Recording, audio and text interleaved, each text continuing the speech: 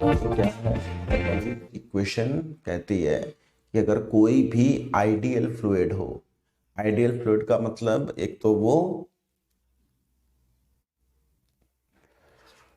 Non कंप्रेसेबल हो, non कंप्रेसेबल मतलब आप उसको कंप्रेस नहीं कर सकते, आप उसकी डेंसिटी को चेंज नहीं कर सकते। इसका मतलब एक तरह से ये आ गया कि उसकी जो डेंसिटी है रो, वो क्या रहेगी, कांस्टेंट। तो हमारा फ्लूइड है वो आइडियल फ्लूइड है, तो उसकी एक प्रॉपर्टी तो ये हो गई आइडियल फ्लूइड की, फर्स्ट प्रॉपर्टी तो ये हो गई इनकंप्रेसिबल। दूसरी प्रॉपर्टी हमने मान ली कि वो कैसा है, नॉन विस्कस। तो ये दो प्रॉपर्टीज अगर किसी फ्लूइड के पास हो और ऐसा कोई आइडियल फ्लूइड अगर फ्लो कर रहा होगा, तो उसकी जो टोटल एनर्जी होगी वो टोटल एनर्जी रहेगी कांस्टेंट। बर्नौलीज थ्योरम कहती है कि कोई भी आइडियल फ्लूइड के लिए, कोई भी फ्लोइंग आइडियल फ्लूइड के लिए, अगर ये फ्लो कर रहा है तो कोई भी फ्लोइंग आइडियल फ्लूइड के लिए उसकी टोटल एनर्जी किसी भी पॉइंट पे हम क्या रहेगी, कांस्टेंट, हर पॉइंट पे कांस्टेंट रहेगी। टोटल एनर्जी से हमारा मतलब यहाँ पे तीन एनर्जीज से है, एक तो काइनेटिक एनर्जी और पोटेंशियल एनर्जी और तीसरी टाइप की एनर्जी जो सिर्फ लिक्विड में और गैस में होती है, दैट इज प्रेशर एनर्जी। इन तीनों का सम किसी भी पॉइंट पे या हर एक पॉइंट पे कांस्टेंट रहेगा एट एवरी पॉइंट। अब इसको इस तरह से भी बोल सकते हो, इसको हम ऐसे भी बोल सकते हैं कि kinetic energy per unit mass, potential energy per unit मास, प्रेशर एनर्जी पर यूनिट मास, ये भी क्या रहेगा, कांस्टेंट। ठीक है, बर्नौलीज थ्योरम को बोलने का एक तरीका ये भी हो सकता है, टोटल एनर्जी कांस्टेंट बोला था हमने, kinetic plus potential plus pressure energy constant है, वैसे ही kinetic energy per unit mass, potential energy per unit mass और pressure energy per unit mass वो भी क्या रहेगी, कांस्टेंट। जैसे हमने पर यूनिट मास करा था, वैसे हम पर यूनिट वॉल्यूम भी कांस्टेंट बोल सकते हैं।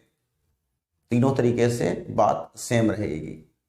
तो अगर हम इसको एक्सप्रेशन में लिखना चाहें तो हम काइनेटिक एनर्जी और पोटेंशियल एनर्जी को तो जानते हैं फॉर्मूला। काइनेटिक एनर्जी का फॉर्मूला तो होता है half m v square. Potential energy का फॉर्मूला किसी भी लिक्विड या किसी भी सॉलिड के लिए वो होता है एम जी एच, ये भी पता है। हाँ, जो प्रेशर एनर्जी है, प्रेशर एनर्जी का फॉर्मूला हमको डायरेक्टली नहीं पता होता, तो वो यहाँ पे वो अपने आप निकल भी जाएगा। अदरवाइज प्रेशर एनर्जी को मैं बता देता हूं कैसे आता है प्रेशर एनर्जी का फॉर्मूला। किसी भी लिक्विड के पास तीन तरह की एनर्जी होती हैं, ठीक है। एवरी लिक्विड या every fluid has three type of energies.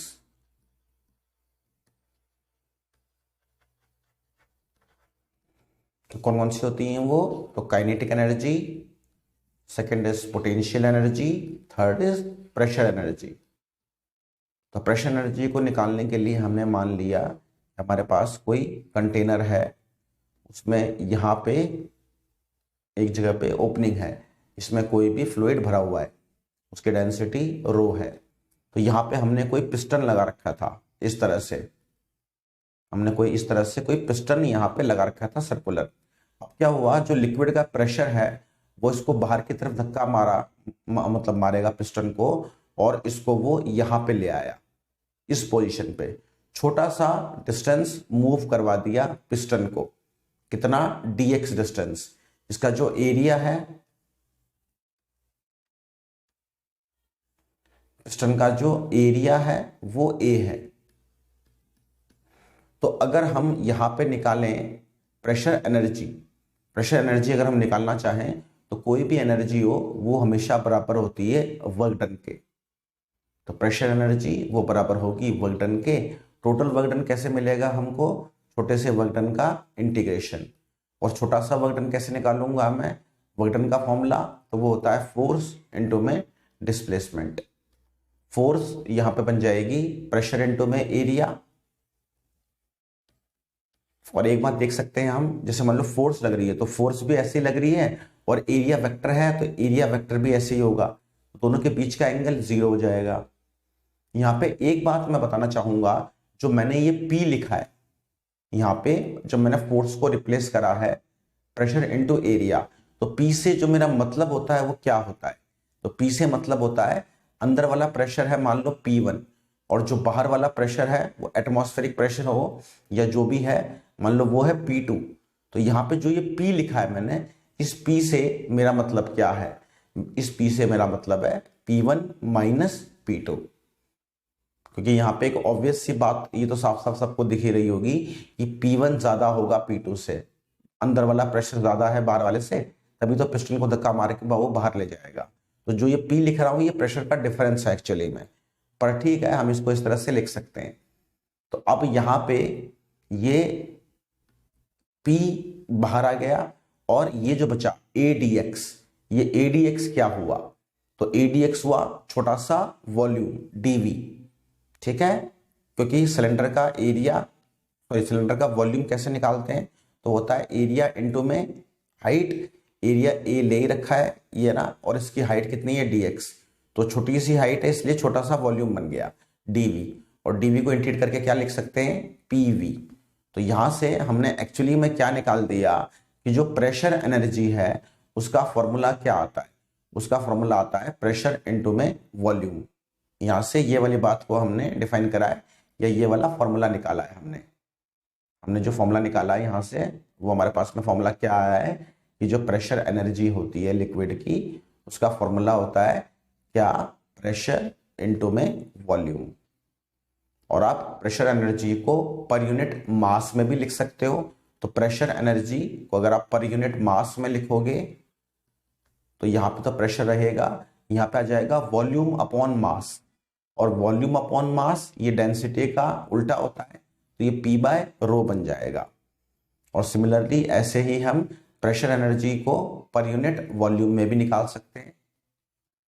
तो जब पर यूनिट वॉल्यूम में निकालूंगा तो वॉल्यूम से वॉल्यूम कट जाएगा, क्या आएगा P। तो यहां से एक ये स्टेटमेंट बनती है, ये स्टेटमेंट कई जगह पे यूज होती है, और वो स्टेटमेंट क्या होती है, वो स्टेटमेंट यही होती है कि pressure energy per unit volume is equal to या equals to pressure itself, equals pressure itself. Pressure energy per unit volume निकालोगे तो वो प्रेशर के ही बराबर होती है। तो ये स्टेटमेंट याद रखनी होती है हमको। तो अब चलते हैं बर्नौलीज थ्योरम के ऊपर।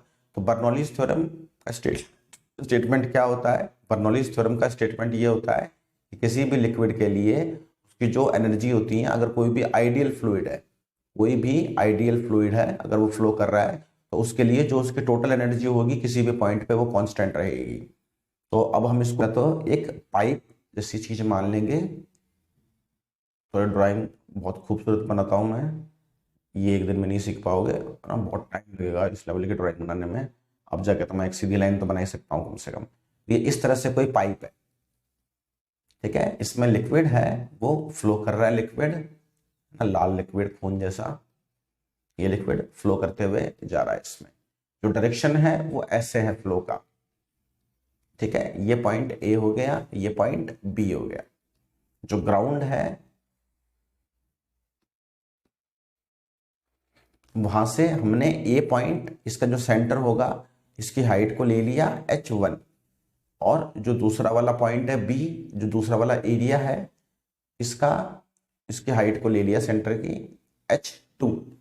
यहाँ पे जो लिक्विड की स्पीड है, वेलोसिटी है, वो है v1, और यहाँ पे जो लिक्विड की वेलोसिटी है उसको लिख लो v2।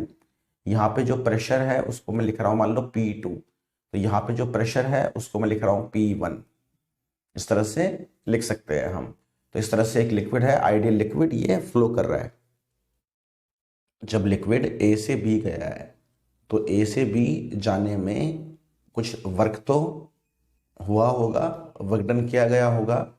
तो वर्क डन एंट्री पे भी हुआ है और एग्जिट पे भी हुआ है।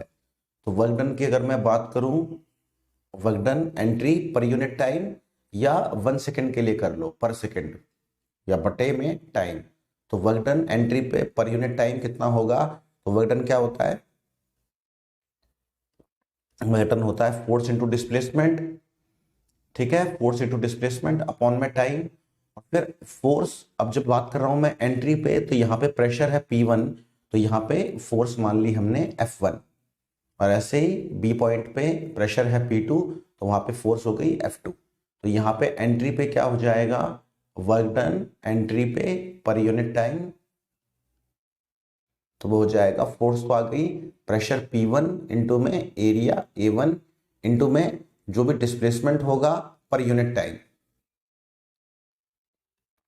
अब डिस्प्लेसमेंट पर यूनिट टाइम ये तो वेलोसिटी होती है, तो ये फॉर्मूला ये क्या बन गया फॉर्मूला हमारे पास, ये फॉर्मूला बन गया P1 A1 और V1, क्योंकि डिस्प्लेसमेंट अपॉन टाइम तो वेलोसिटी होती है। तो ये फॉर्मूला तो आ गया work done per unit time entry पे। ऐसे ही अब हम निकाल सकते हैं वर्क डन एग्जिट पे पर यूनिट टाइम के साथ, मतलब टाइम के रेस्पेक्ट में। तो फिर से वो आएगा, तो फोर्स इंटू में एरिया इंटू में यहाँ पे आएगा डिस्प्लेसमेंट और यहाँ पे आएगा टाइम। फिर से डिस्प्लेसमेंट अपॉन टाइम, इसको हम क्या लिख सकते हैं, इसको हम लिख सकते हैं वेलोसिटी। तो वर्क डन एग्जिट पे बन जाएगा F2 A2 V2। अब इक्वेशन ऑफ कॉन्टिन्यूटी नाम से इक्वेशन, बहुत फेमस इक्वेशन होती है, इक्वेशन ऑफ कॉन्टिन्यूटी। ये इक्वेशन बोलती है कि A1 V1 equals to A2 V2। Actually में ये इक्वेशन ये कहती है कि जो भी वॉल्यूम पर यूनिट टाइम किसी भी पाइप में फ्लो कर रहा है तो वो कांस्टेंट रहेगा। तो जाहिर सी बात है, अगर 1 सेकंड में 1 लीटर पानी किसी पाइप में अंदर जा रहा है तो बाहर भी उतना ही आ रहा होगा, वरना तो पाइप फट जाए वो। तो इसको हम क्या बोलते हैं, इस टर्म का नाम होता है वॉल्यूम रेट, इसको बोलते हैं वॉल्यूम रेट। और इसको लिखा जाता है V से, कैपिटल वाला V। और यहाँ पे V का मतलब वॉल्यूम नहीं है, V का मतलब यहाँ पे क्या है, वॉल्यूम पर यूनिट टाइम समझ लो या पर सेकंड समझ लो। यहाँ पे V को डिनोट इससे करते हैं। तो यहाँ पे क्या होगा, जब हम इसको फॉर्मूले को थोड़ा सा चेंज करेंगे तो हम लिखेंगे इसको, तो A1 V1 equals to A2 V2 equals to, तो इसको हम बराबर लिख लेंगे कैपिटल वाले V के। तो जो इक्वेशन 1 और 2 आई थी हमारी, वर्क डन एंट्री पे और वर्क डन एग्जिट पे, तो वो दोनों ही थोड़ी चेंज हो जाएंगी। एंट्री पे work done entry per unit time, उसका फॉर्मूला आया था हमारे पास में P1 A1 V1, तो A1 V1 को मैं रिप्लेस कर दूंगा और यहां पे आ जाएगा V, कैपिटल वाला V। और ऐसे ही वर्क डन एग्जिट पे पर यूनिट टाइम, उसका फॉर्मूला आया था P2 A2 V2, तो ये बन गया P2 इंटू V। अब अगर हमको नेट वर्क डन निकालना है, net work done per unit time निकालना है आपको, तो यहां पे हमारे पास में दो ऑप्शंस हैं। दो ऑप्शंस कौन कौन से हैं, या तो मैं करूं कि work done entry minus work done exit, या फिर मैं करूं work done exit minus work done entry पे। तो कौन सा सही है और कौन सा गलत है। तो यहां पे अगर हम वर्क डन की बात करें तो वर्क डन का जो फॉर्मूला है, जो वर्क डन का फॉर्मूला है, एंट्री का हो चाहे एग्जिट का हो, दोनों में एक चीज तो कांस्टेंट है, वो है V। अब रह गया सवाल P1 और P2 का।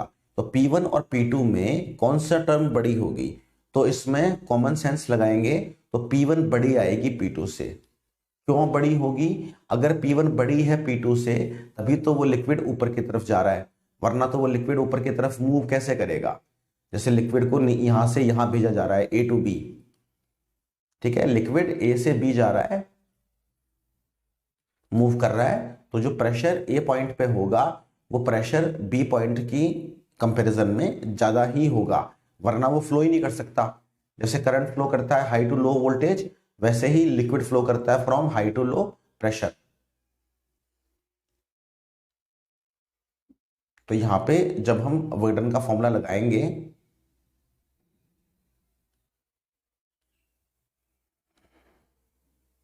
तो कौन सा फॉर्मूला होगा जो सही होगा हमारे पास में, वो होगा ये वाला formula, work done at entry minus work done at exit. तो हमारे पास में net work done per unit time, net work done per unit time, उसका फॉर्मूला क्या आ जाएगा, उसका फॉर्मूला आ जाएगा P1V माइनस P2V।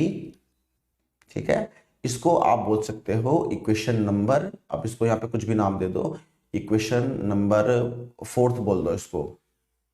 ठीक है, अब अगर हम देखें change in energy of fluid, fluid की एनर्जी में क्या चेंज हुआ, तो फ्लूइड ए से बी पॉइंट तक गया है, फ्लूइड ए से बी पॉइंट तक गया है, तो उसकी जो एनर्जी है वो मैकेनिकल एनर्जी की बात कर रहे हैं। अब हम यहाँ पे जिस चीज की बात कर रहे हैं वो है मैकेनिकल एनर्जी। तो ए पॉइंट की मैकेनिकल एनर्जी निकाल सकते हैं हम, बी पॉइंट की मैकेनिकल एनर्जी निकाल सकते हैं हम, और दोनों का डिफरेंस निकाल सकते हैं हम। तो उससे हमें पता लग जाएगा कि एनर्जी का चेंज कितना हुआ है, कितनी एनर्जी लिक्विड की बढ़ी है या चेंज हुई है। चेंज इन एनर्जी क्या होगा, change in energy, change in energy ये होगा मैकेनिकल एनर्जी एट, अब यहां पे हम point B minus mechanical energy at A, final minus initial ये कर लेंगे।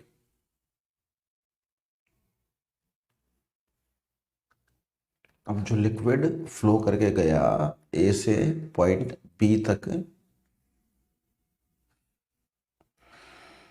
तो हमने लिखा कि जो चेंज ऑफ एनर्जी होगा वो कितना हुआ, तो मैकेनिकल एनर्जी यानी कि kinetic plus potential point B की minus kinetic plus potential point A की। तो बी पॉइंट के kinetic energy half mv2 square, potential energy mgh2। हम एरिया के सेंटर से ही हाइट ले लेंगे और यहाँ पे आ जाएगा v1 का स्क्वायर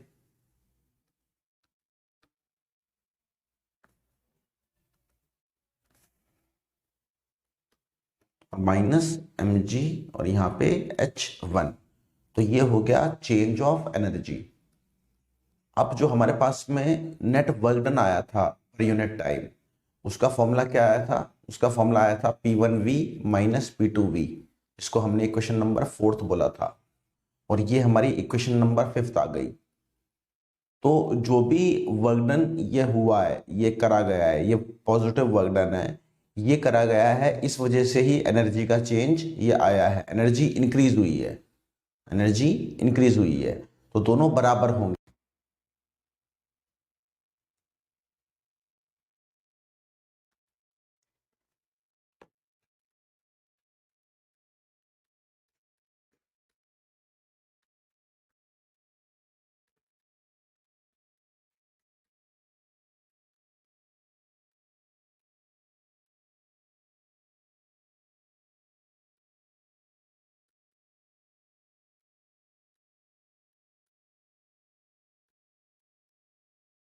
तो यहां से 1 वाले टर्म्स को एक तरफ लिख सकते हैं और 2 वाले टर्म्स को एक तरफ लिख सकते हैं।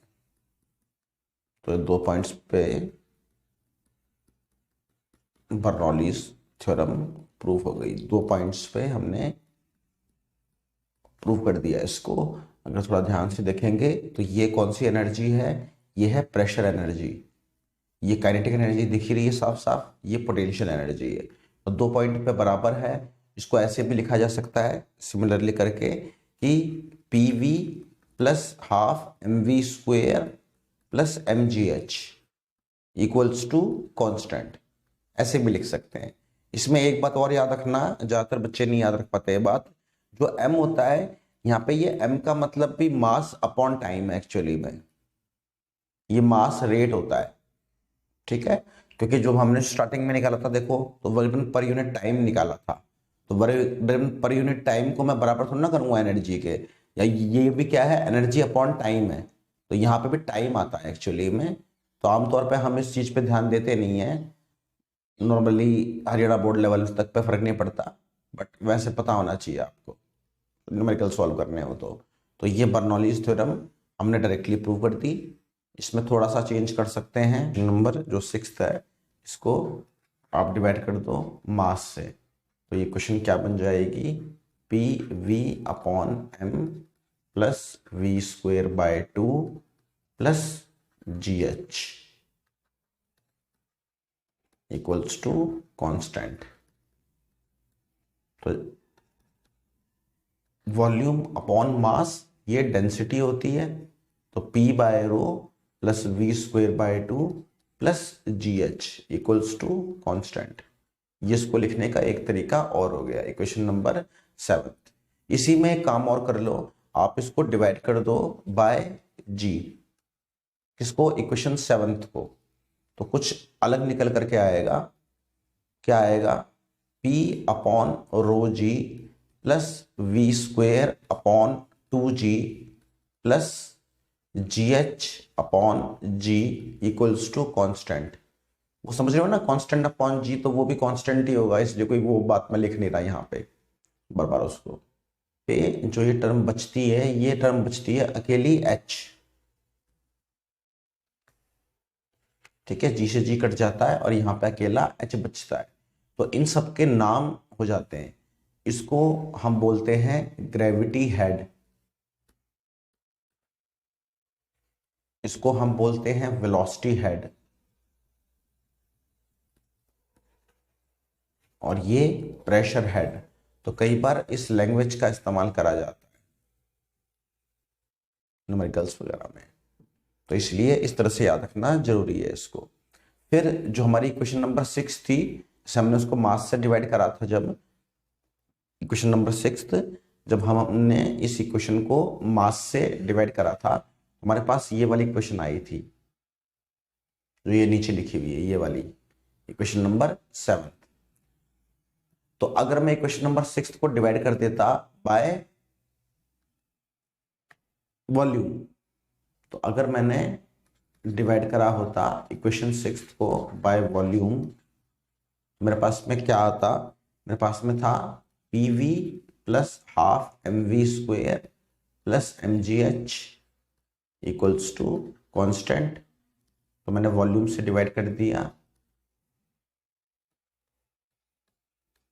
तो यहां बच गया अकेला प्रेशर, यहां पे बच गया, अभी ये वॉल्यूम है तो ये मास अपॉन वॉल्यूम, तो मास अपॉन वॉल्यूम होता है डेंसिटी, तो half rho v square plus दूसरी जगह पर भी m बाय वी, तो ये मास बाय वॉल्यूम, तो rho G H equals to constant. Volume upon constant भी कॉन्स्टेंट ही होता है। तो ये एक और तरीका, हम इस तरीके से बहुत बार यूज करते हैं बर्नौलीज थ्योरम को। फिर उसके बाद इसमें होता है बर्नौलीज थ्योरम की लिमिटेशंस क्या होती हैं। बर्नौलीज थ्योरम की लिमिटेशन, एक तो वो माना हमने कि फ्लूइड कैसा है, आइडियल फ्लूइड है। फिर जो फ्रिक्शन होता है लिक्विड के बीच में, हमने नॉन विस्कस माना, फ्रिक्शन की वजह से हीट लॉस होगा, हमने वो नहीं लिया। दूसरी बात, हमने जो वेलोसिटीज थी v1 और v2, हमने तो ये मान लिया कि ये कांस्टेंट्स हैं, जबकि ऐसा नहीं होता। हम समझते हैं लैमिनार वाली उसमें कि जो पॉइंट बिल्कुल नज़दीक होता है इसकी वेलोसिटी कम होती है, हाईएस्ट वेलोसिटी किसकी होती है, जो पॉइंट सेंटर में होता है, और हमने सेम ले ली। उसके अलावा पाइप मुड़ा हुआ होगा तो उसके ऊपर सेंट्रीपिटल या सेंट्रीफ्यूगल फोर्स लगेगी, वो भी हमने नहीं ली। तो इस तरह से ये कुछ लिमिटेशंस हो जाते हैं बर्नौलीज थ्योरम के। फिर आती हैं इसकी एप्लीकेशंस।